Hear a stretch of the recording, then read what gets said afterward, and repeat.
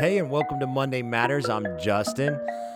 Before I hand it over to the guys, I just wanted to give you a quick little disclaimer that we will be talking about Christmas and a lot of the festivities that go around with that. So, if you have kids that listen with you, maybe you want to give this a listen first before you get them involved in the podcast. We just want to give you as much heads up as possible.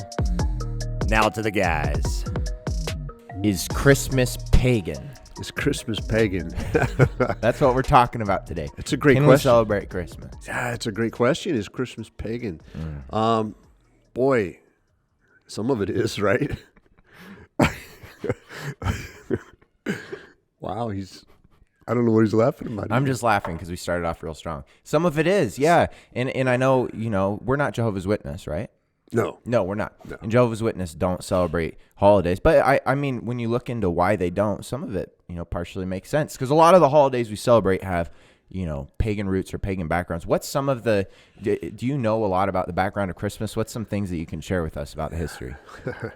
So, yeah, actually, I know a little bit. I'll share, and maybe you can correct me if I'm wrong along the way. But I know that traditionally, Christianity did not celebrate any other holiday than Easter. I mean, that was it. Wow. Easter was it, and that was our holiday because that's where everything comes from Easter. But when Christianity, this faith started to spread, and it crossed the Alps and spilled into Europe, then they started to find all of these people who were Celtic, had these Celtic faiths and stuff like that.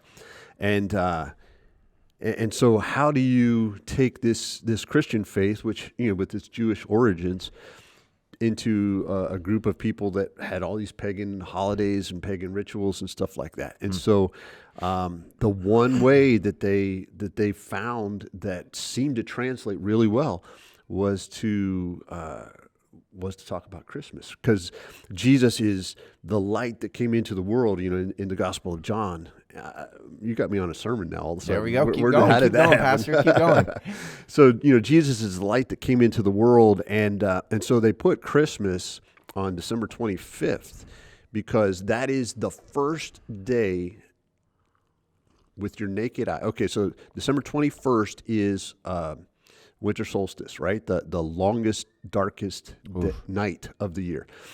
But December 25th is the first day with the naked eye that you can begin to see the days are getting longer. And so they said, let's put Christmas there.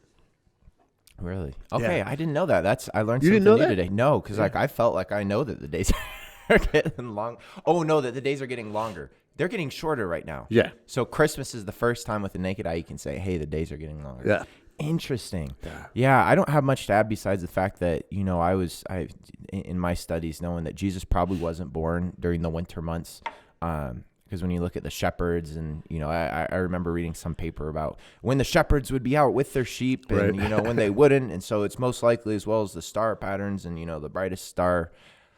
Anyways, it was really, really interesting, but it convinced me that Jesus was probably born like June, July, May, sometime in the spring, summer, but not in the winter. And so it's that's one other thing is it still okay for us to celebrate Jesus's birth, even if it might not be even during that time that Jesus was born?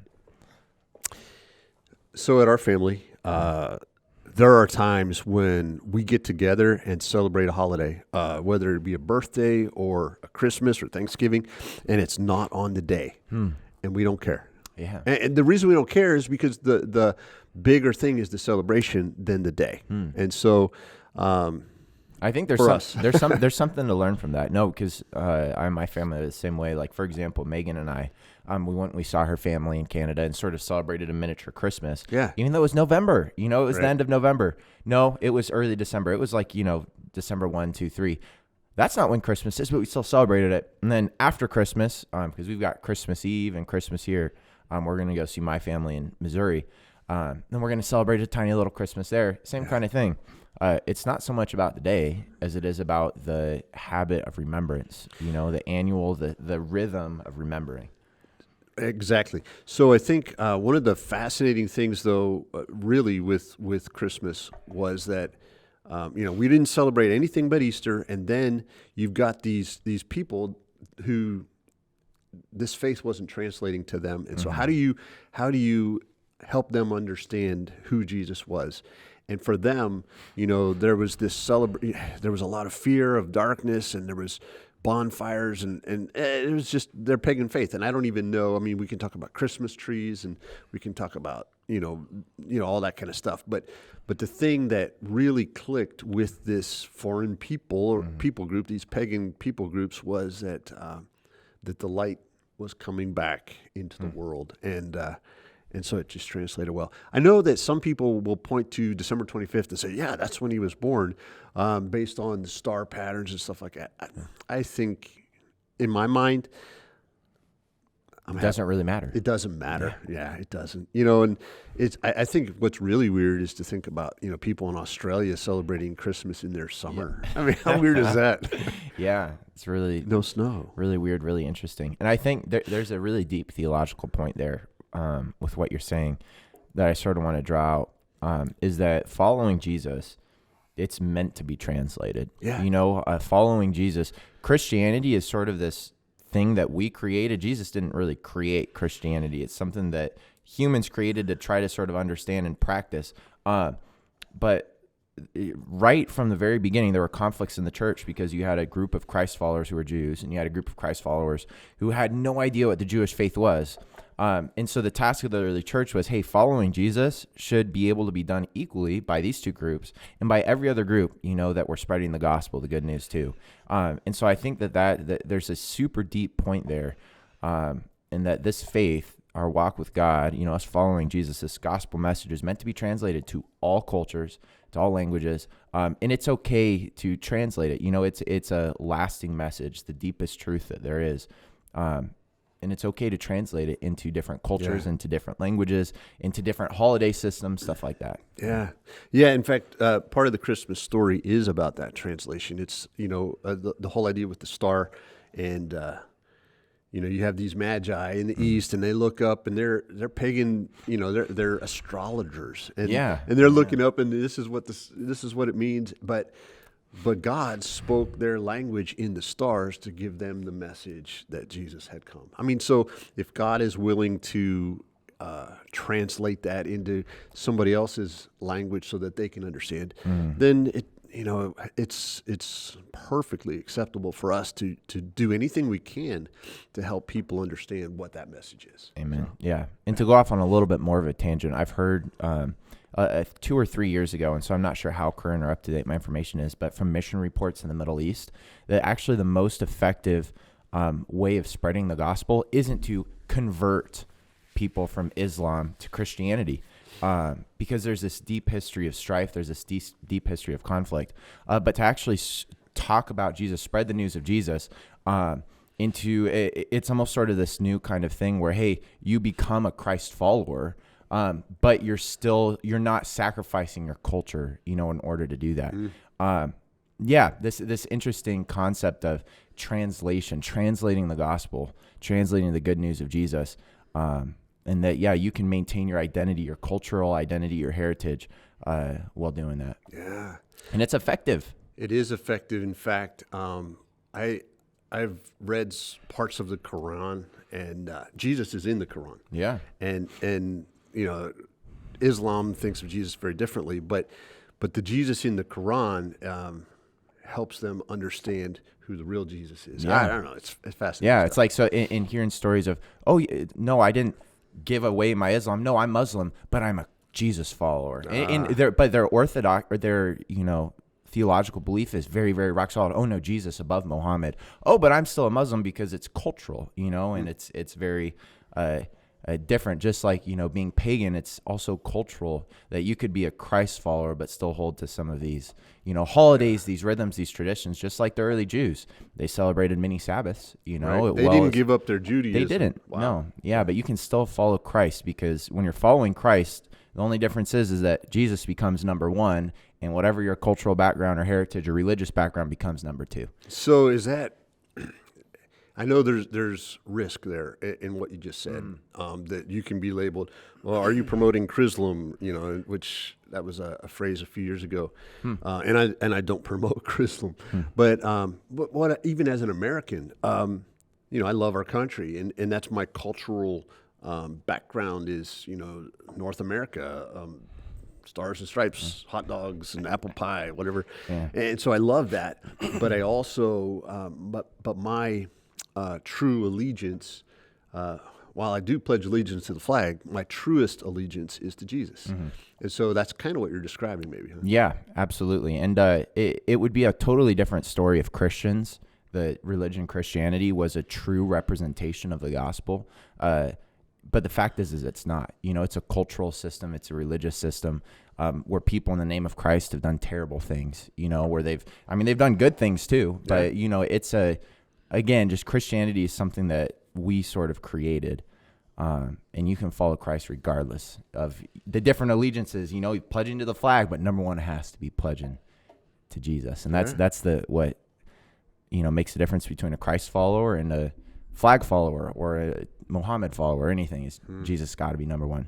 What about Santa followers? Is Santa number one? How do we, because all right, hold up. Yeah. If your children are watching right now, might want to turn this off. Yeah, might want to just turn it down. Ask them to go sit under the Christmas tree for a minute, and then, all right. Yeah. What's your question? Or maybe I would think actually keep your children here. Hey, so when I was a kid, my parents, and I think you're similar history, but my parents did not tell us that Santa Claus is real. What about you? Same exact thing. So my parents never told me that Santa Claus is real. I was that annoying kid in first grade that was. So if you think Santa Claus is real, how would he go to, there's like 6 billion people in the world, right? So how would he go to all the chimneys? And I was that annoying kid in class. But yeah, I never thought that Santa Claus was real. Wow, yeah. Never. What was the reasoning your parents gave? So they didn't give any reasoning when we were young, but later they said, well, the explanation was, if we tell you Santa Claus is real, but it's not real, then you're gonna think we're telling you Jesus is real, but Jesus isn't real, kind of thing. And so they didn't want to lie about Santa. And I know it's not lying. In some ways, it's a lot of play and imagination and stuff. But at the same time, their reasoning was pretty solid. That we don't want to lie. What about you? So here. My parents' main reasoning was trust and honesty is like really big in our family. And there's like, if we lie to you about one thing, how can you ever trust anything else we said? Because, my parents are great. Of course, like all parents, they have their flaws or things they wish they did different. But I can't remember one time that they lied to me. And that was, they were really? very intentional about that is we're never going to lie to our kids, even about something as silly as, a pretend guy giving you presents under the tree. The funny thing is my brother and I, we didn't care. We're like, whether we get our presents from Santa or our family, because we know Santa's not real, we don't care. My sister, and I don't think she would care about me sharing this, she is a very creative. She's an artist. She's great at writing. She wanted to believe in Santa Claus. So it was really, really interesting that she asked my parents, and she was really young at the time. She's like, I know Santa's not real, but can we pretend like he's real? And so what my parents did is she, for like a period of 2-3 years where she was really in this, creative, imaginative phase, and she still is creative and imaginative, but when you're young, my parents wrote from Santa. So we pretended like Santa was real. Sure. Even though she's like, I know he's not real, but I want to pretend. So that was sort of a happy medium, I guess. But it was sort of different, whereas my brother and I were like, no, we don't care. But main reason was, we don't want to lie to our kids. So we want them to be able to trust us. You were the kid who ruined it for everybody. Yeah, I tried to at least. You went to school and you're like, I don't believe. I was mean. I think I was sort of a bully. I would make fun of, like, how do you believe that Santa Claus? And how old were you at this point? I was like second grade, first grade. Yeah. Just annoying. Just terrible. What about the kid who, then there's that kid who's in the 5th or 6th grade and they still believe in Santa I remember there was a kid who still believed that the tooth fairy was real. Oh, wow. He was a lot older than I was. I made fun of him. That was bad. That's great. Really probably shouldn't be sharing all this. No, but you shouldn't. so parenting advice. Do you think it's okay for parents to teach their kids Santa or not? It's okay. I think Santa is fun and cute and imaginative. We never tried to trick our kids and make them believe in Santa. Although it seems like they would put out cookies and I would eat the cookies. So, there is that piece, that or they would write a little note and we'd write it back. But neither did we ever say, well, Santa is real and you have to believe. Have you ever seen the Polar Express? Yeah. Oh, that's a great movie. If you cease to believe in Santa, then the bells don't ring anymore, and that kind of thing. And isn't that sort of conflated with Jesus though sometimes? See, that's why I think part of the reason why sometimes this can be harmful. If you stop believing in Jesus, he ceases to be real. At least I know a lot of people have felt like that, my faith in Jesus, I just need to believe harder. Yeah. But what about those days when you don't believe and you doubt? And I know a lot of people who have fallen away from the faith because they went through a period of doubt, and it almost lost the magic. It lost the luster. Yeah. Instead of having this deep, pulsing faith, their faith in Jesus was so similar to belief in Santa Claus. I don't know. That's partly why I don't plan on teaching my kids. If I'm blessed with kids, I don't plan on teaching them about Santa Claus. I do think they might find out about Santa Claus. Yeah. Maybe he is real. One caveat I would say though is imaginations are good, and I think exploring your imagination is great. And so if your kid wants to pretend like Santa Claus is real, to not shut that down. Yeah, we'll pretend, but to not tell them that Santa Claus is real. That's at least what I want to do. So I'm in the deep snow now. Yeah. But one of my favorite Christmas movies. I have a couple favorite Christmas movies, but I love Elf. Elf is so funny. What a great movie. So funny. But I have an emotional response in Elf every time, and I shouldn't say this out loud. Yeah. But okay, so they don't believe in Santa Claus, so the sleigh won't fly, and so they hook them. And if I'm ruining the movie for you, I am so sorry. But they hook this, engine on the jet power on the bottom, and Santa can fly now because people don't believe, but at least they have this jet power thing. And then it falls off, and then they start singing, and it. Somehow people believe enough that the sleigh can fly again. And so that's kind of what you're describing with Jesus, that, I don't believe. And so Jesus doesn't really work anymore because I don't believe. But then, the dad starts singing and the sleigh starts flying. I choke up emotionally every time. It's so dumb. Justin, I don't know why you're not like, what an idiot that guy is, but hey, that's okay. It's so my family has a yearly tradition watching Elf. But we had different emotional responses. So it was a tradition. I kid you not. Someone, and I'm not going to say who in our family, would wet their pants because they laughed so much. Oh, wow. Because it's a funny movie. Wait a minute. So are you saying it's on the elevator scene? It wasn't you. I'm not going to say who it was. Okay. Because again, I feel like that's a little bit personal. But it might have been you. We're just going to leave it up to your dad. But that elevator scene where he puts his or the escalator scene where he puts his foot and then he gets stretched. That scene every time we would just be rolling in laughter. But yeah, it's a great movie. Full of emotion and laughter, crying. It's a great movie. But, hey. Our first year here was 2011. We did for the Christmas parade. We did a float. And it was Elf. Really? Yeah. I didn't know that. It was Elf. And it was great. It was so good. The chairman of our board, Mark Coram, was Elf. He had this great outfit, and he had it down. He had the motions down and everything. He did so good. And it was a great float. And the funny thing, it rained so hard that year that the guy, it was Jim Bach, was reading who the float was. And the rain had washed it out, and he couldn't see who did the float, and so he's like, and he was saying, it was like, so we had this great float, but nobody knew. It was like this mystery float, Elf. It was so good though. That's funny. I digress. Yeah, that's good. So okay, there's a lot of traditions around Christmas that have nothing to do with Jesus, nothing to do with angels or wise men or Mary and Joseph. I mean, it sounds like you're saying it's fine to tinker with that stuff. What do you think? I mean, I would say, just going back to what we talked about earlier, Jesus has to be number one. Yeah. In every aspect of our lives, in everything, in the way that we celebrate holidays, in the way that we work, in the way that we spend our money, in literally every area of our lives. For following Christ, he's number one. And so in the way we celebrate the holidays, a lot of that stuff is fun, hiding the nutcracker, or what is it, Elf on the Shelf, hiding the elf and letting the kids find him, doing fun stuff like that. But if the main goal of Christmas is to get a lot of presents, or it's to celebrate, the Santa or all these different things, no, Jesus has to stay number one in every area of our lives. That's at least what I would think, that it's totally fine to do all of that, but who's number one? Is it me and getting, or is it celebrating Christ and his sacrificial love for us and how we're supposed to love other people too?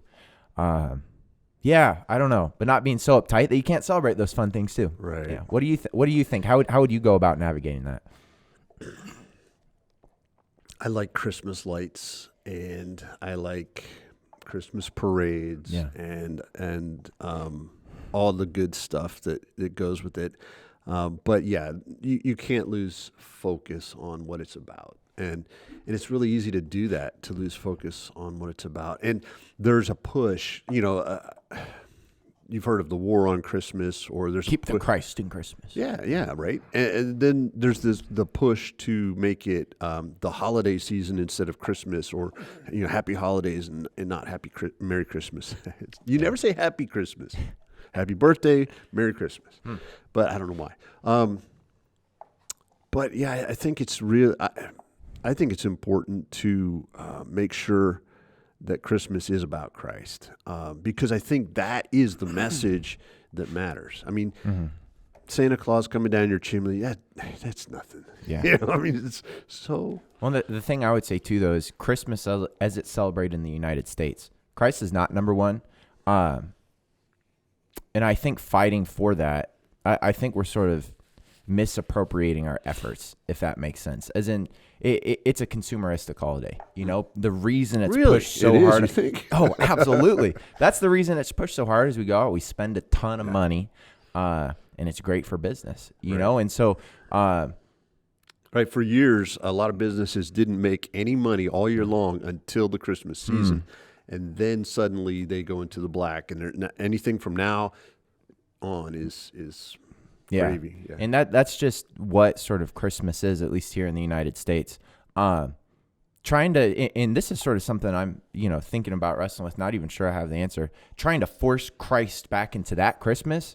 I don't think Christ fits in that Christmas. Put Christ back in Christmas. Well, if it's the United States Christmas, I don't think Jesus would want to be a part of that Christmas. Oh, wow. But he can be a part of the Christmas that we celebrate in our household, in our church, in our community. But it's going to be different than the Christmas that culture celebrates, that our country celebrates, if that makes sense. So that's sort of where I fall, on the whole Happy Holidays, Merry Christmas, and getting mad about all of that. Well, I mean, I don't know if Christ would want to be part of Christ. I don't know. I don't really have answers for that, but just something I've been thinking is that even a battle worth fighting? I think it is in our household, in our community, in our church. Thank you so much for joining us for Monday Matters today. We had a small interruption, and we forgot to record our closeout. So I just remember that Monday matters, and we're so grateful that you're here, and we will see you again next week. Have a good one.